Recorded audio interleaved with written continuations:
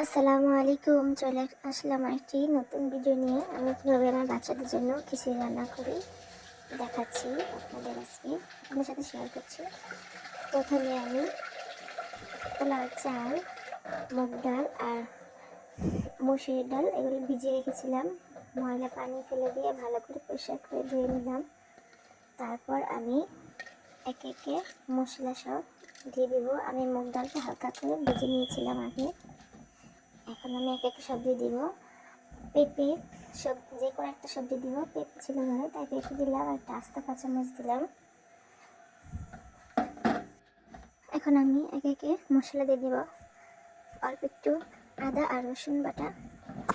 তারপর আমি একটু আমার বাচ্চা 4 বছর আর 1.5 বছর বাচ্চা, তাদের জন্য রান্না করতেছি, তাই আমি অল্প একটু লবণ দিলাম আর অল্প একটু হলুদ তেল দিব।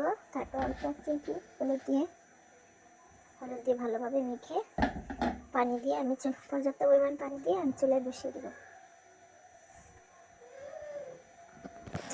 দিলাম।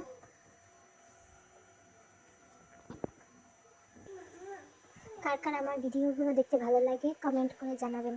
আপনারা কে কোথায় থেকে আমার ভিডিওগুলো দেখছেন কমেন্ট করে জানাবেন।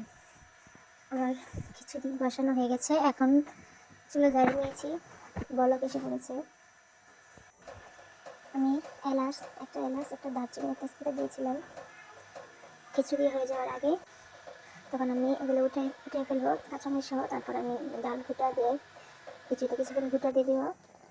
ঘুটা দেওয়া হয়ে গেলে আমার খিচুড়ি হয়ে গেছে। দেখেন নামিয়ে নিলাম। ভিডিওটি ভালো লাগলে লাইক কমেন্ট করে চ্যানেলটি সাবস্ক্রাইব করে দিবেন। আশা করি সবাই ভালো থাকবেন। আল্লাহ হাফিজ। আবার দেখা হবে নতুন কোনো ভিডিওতে।